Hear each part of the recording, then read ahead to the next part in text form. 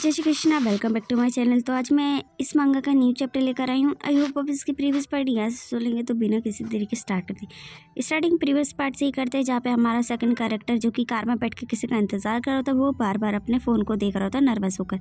तभी कोई आता है जो कि इसके कार के शीशे पर बहुत ज़ोर से पंच करता है, जिसकी वजह से उसका नज़र है उस पर जाता है। जो कि हमारा फर्स्ट कैरेक्टर जो कि पेशे से ही गैंगस्टर है, वो उसे हेलो बोलता है। जो हमारा सेकंड कैरेक्टर वो पेशेंट से है ना, प्रोसिक्यूटर है। प्रोसिक्यूटर का मतलब मुझे नहीं पता है, अगर किसी को पता हो तो प्लीज़ याद से कमेंट में बताना। तो जब तक इनके नाम नहीं पता चलेंगे तब तक गैंगस्टर और प्रोसिक्यूटर ही प्रोनाउंस करूँगी। जहाँ पे जो गैंगस्टर होता है वो जल्दी से आकर उसकी कार में बैठ जाता है और प्रोसिक्यूटर से कहता है, वास्तव में आप बहुत सी ज़्यादा व्यस्त होंगे, इसलिए तो आपके पास अपनी उंगलियां हिलाने के समय वे नहीं है। जहाँ पे उसकी बात सुन के प्रोसिक्यूटर होता है जो कि गुस्सा हो जाता है, बोलता है कि यार तुम पागल हो गए, ये कौन सी जगह है। जहाँ पर प्रोसिक्यूटर को आई थिंक जहाँ मिलने बुलाया है वो जगह उसे नहीं पता होगी। जहाँ पे गैंगस्टर उसकी बात सुनकर कहता है, क्या मुझे क्या करना चाहिए था, मुझे आपसे मिलने आना है। जहाँ पर ये उससे बात है वो कह देता है। जहाँ पे उसकी बात सुन के वो बहुत ज़्यादा गुस्सा हो जाता है। जहाँ पे गैंगस्टर होता है कि जो अचानक से उसके कंधे पे उसके नेक पे हाथ है वो रख लेता है और कहता है कि हमारे प्यारे प्रोसिक्यूटर को नहीं पता है कि सामाजिक जीवन है वह कैसा होता है ना। ये बातें उससे कहता है और उसके नेक पे जो हाथ है वो टच कर रहा होता है।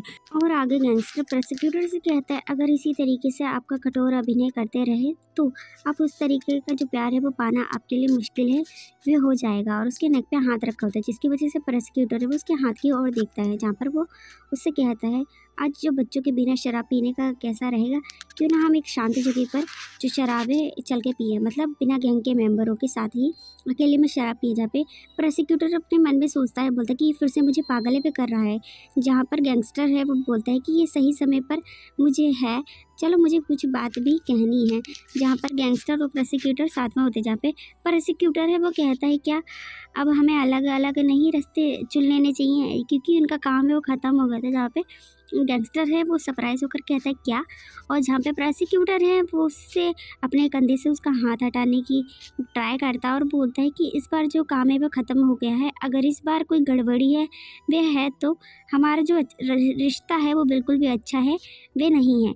बोलता है बहुत देर होने से पहले ही आप उन्हें काम को जो साफ है कर दें, बेहतर रहेगा।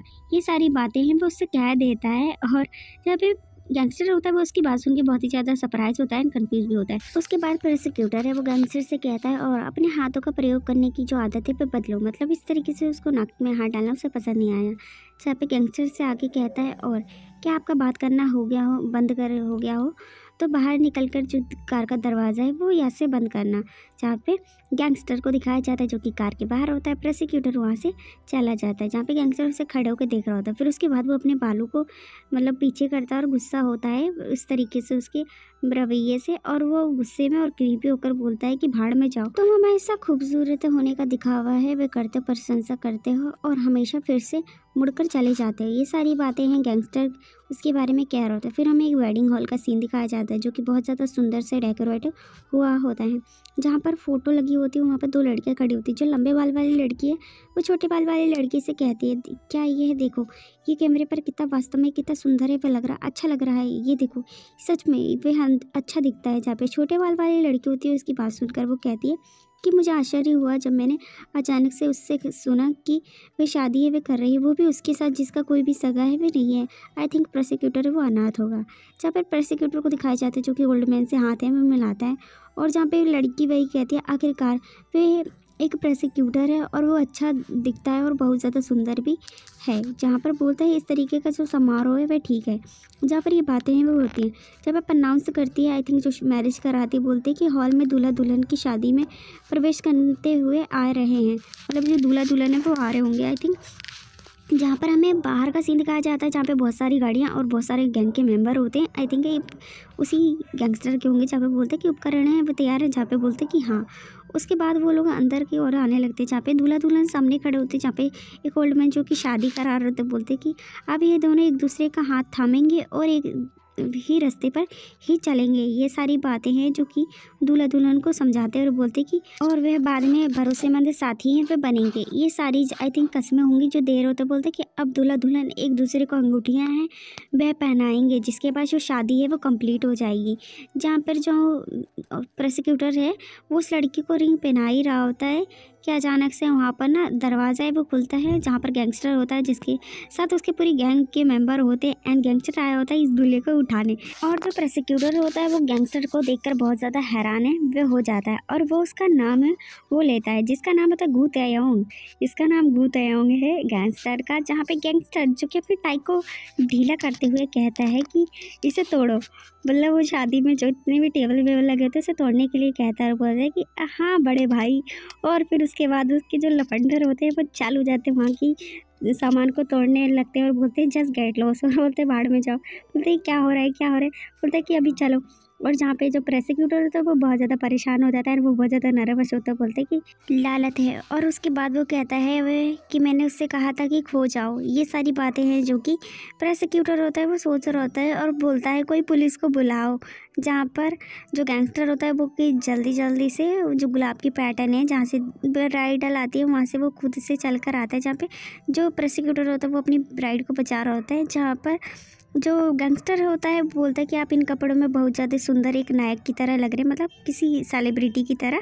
जहाँ पर बोलता है क्या इसका दिमाग ख़राब हो गया है क्या, ये क्या चल रहा है, ये क्या कर रहा है। वो अपने मन में सोचता है, वो बोलता है क्या आप जानते हैं कि ये कौन है। जहाँ पर ये बातें हैं वो कहते हैं, जहाँ पे गैंगस्टर को आई थिंक पसंद नहीं आती उसके बाद, और वो आके ना प्रोसिक्यूटर को जोरदार पंच लगाता है जिसकी वजह से उसके मुंह से तो पानी निकल जाता है और वो गिर जाता है और वो कराहने लगता है वो एक घूसा खाकर, और वो खड़ा भी नहीं हो पा रहा होता है। जहाँ पे गैंगस्टर होता है जो कि उसके बैठकर उसके सामने उसके बाल को खींचता है और बोलता है कि मुझे नहीं पता कि ये बकवास क्या है, लेकिन यहाँ पर तुम्हें पता है कि राष्ट्रपति भी है, मतलब यहाँ पर राष्ट्रपति है तो भी ये दूल्हे को चुराने आया है। और बोलता है कि आपने बहुत ही अच्छा है वो कपड़े पहना हुआ है। जहाँ पर ये बातें हैं जो कि गैंगस्टर प्रोसिक्यूटर से कहता है और बोलते हैं हमें अभी भी बहुत कुछ कहना है, आइए समय निकालें और निजी में चलकर जो बातें चीते हैं वे करें। ये सारी बातें उसके बालों को खींचकर कह रहा था। प्रोसिक्यूटर की हालत अच्छी नहीं होती, जहाँ पे प्रोसिक्यूटर को जो गैंगस्टर होता है वो उसको बाल खींचकर वहाँ से ले जाने लगता है उसी की शादी से, जहाँ पे बोलता है कि छोड़ दो मुझे जाने दो।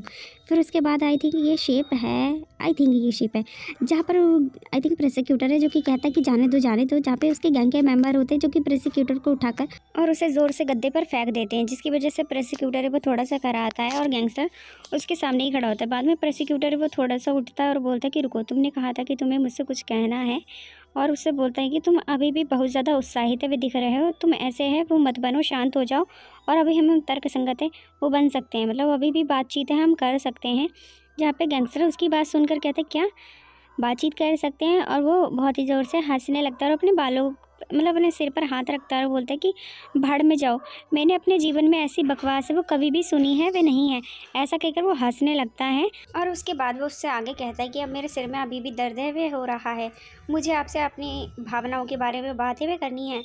जहाँ पर गैंगस्टर की बातें सुन के प्रोसिक्यूटर होता है वो कहता है कि हाँ इसीलिए तो मैंने कहा मुझे समझाओ।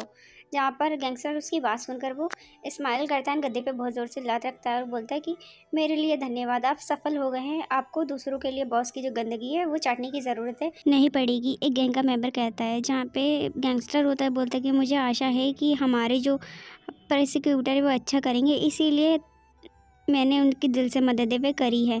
जहाँ पे बोलते हैं इंतज़ार, जहाँ पे प्रोसिक्यूटर की जो हालत ख़राब होती है बोलते हैं कि तुम विश्वासघाती, तुम इस तरीके से कह रहे हो जैसे कि एकमात्र मैं ही ऐसा व्यक्ति था जिसने इससे लाभ वे उठाया और यह मुझे ही हुआ हो। इस तरीके की बातें प्रोसिक्यूटर गुस्से में कहता है, बोलता है क्या हमने पर्पसली जो लाभकारी संबंध है वे कारणों से गुप्त नहीं रखा था, इसीलिए अस्थायी रूप से हमने सहयोग वे क्या रहा था नहीं किया। इस तरीके की बातें प्रोसिक्यूटर गुस्से में कहता है, बोलता है पारंपरिक लाभ क्या ये आप मुझसे पर परिवर्तन डाल रहे हो। जहाँ पर गैंगस्टर उससे कहता है, बोलता है कि आपने बच्चों के साथ परेशानियाँ पैदा करें और उन्हें कहा कि छोड़ दो।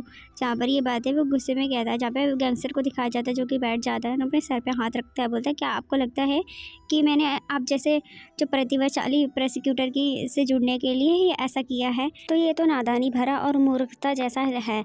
जहाँ पर उससे आगे कहता है, अगर मुझे पता हो तो मैं तुम्हारे जैसे कमीने व्यक्ति के साथ काम है वे नहीं करता। जहाँ पे गैंगस्टर उसके सामने बैठा होता है, प्रोसिक्यूटर की हालत ख़राब होती है, तभी गैंगस्टर उसके फेस को बहुत ज़ोर से पकड़ता है, ग्रैब करने के बाद बोलता है क्या आप एक साथ सेक्स करने की कोशिश वे नहीं करने जा रहे हैं। और जहाँ पे प्रोसिक्यूटर का फेस को बहुत ज़ोर से दबाता है एंड उसके बाद प्रोसिक्यूटर के क्लोज आ जाता है और प्रोसिक्यूटर से कहता है आपको सामान्य व्यक्ति के रूप में आभारी वो होना चाहिए और आपको अपना दिल है वो खुला रखना चाहिए। इस तरीके की बातें कहने के बाद वो प्रोसिक्यूटर के मुंह में अपने थंब को डाल देता है और प्रोसिक्यूटर से कहता है लेकिन क्या तुम मेरे पीठ में छुरा भोंकने का मतलब सोच रहे हो। जहाँ पे प्रोसिक्यूटर की हालत ख़राब होती है बोलते कि और बोलता है कि मेरे मुंह में दर्द है वो हो रहा है।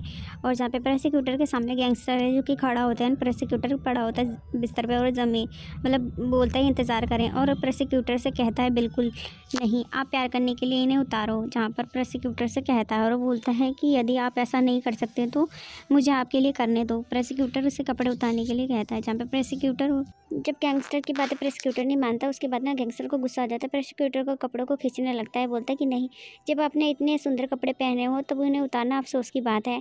और वो प्रोसिक्यूटर के कपड़ों में हाथ भी डालने लगता है। जहाँ पर प्रोसिक्यूटर है जो कि रेसिस्ट नहीं कर पाता है एंड गैंगस्टर आई थिंक उससे ज़्यादा मजबूत होता है एंड बोलता है कि ये कैसी शक्ति है एंड वो उससे रेसिस्ट भी नहीं कर पाता। जहाँ पे गैंगस्टर होता है जो कि अपनी प्राइवेट वाइट को उसके मुंह पे रख देता है और बोलता है कि अरे हमारे जो प्रोसिक्यूटर हैं आपको इस तरीके से कांपते हुए देखकर ये मेरे शरीर में बहुत ज़्यादा कमज़ोरी है महसूस हो रही है और मुझे क्या करना चाहिए। आगे बोलता है कि मैं बहुत ज़्यादा उदास हूँ। जहाँ पे प्रोसिक्यूटर की हालत ख़राब होती है, इसके प्राइवेट वाइट उसके मुँह पे होता है। बोलता है कि शांति बनाए रखने के लिए इसका प्रयोग है वह करें। जहाँ पर आज का चैप्टर है वो यहीं पे ख़त्म हो जाता है। आई होप आपको आज की वीडियो है वो पसंद आई होगी। अगर वीडियो के बीच में कोई सी भी आवाज़ आई होगी तो सॉरी, क्योंकि मैं जब से नई घर में शिफ्ट हुई हूँ तो यहाँ पे जो मेन रोड है वो हमेशा चलता रहता है, जिसके चलते मुझे हमेशा वीडियो बनाने में बहुत ज़्यादा दिक्कत होती है। क्योंकि मेरी गली में कोई भी आवाज़ होती है वो छत पे अच्छे से सुनाई देती है क्योंकि मैं मेन रोड के साइड में ही रहती हूँ और जो मेरे गली का रोड है वो हमेशा चलता रहता है, जिसकी वजह से वीडियो में बहुत ज़्यादा नॉइज़ आती है। इस चक्कर में मैं वीडियो भी बना नहीं पाती क्योंकि नॉइज़ के चक्कर में नहीं बना पाती और मुझे नहीं पता वीडियो से नॉइज़ को कैसे हटाया।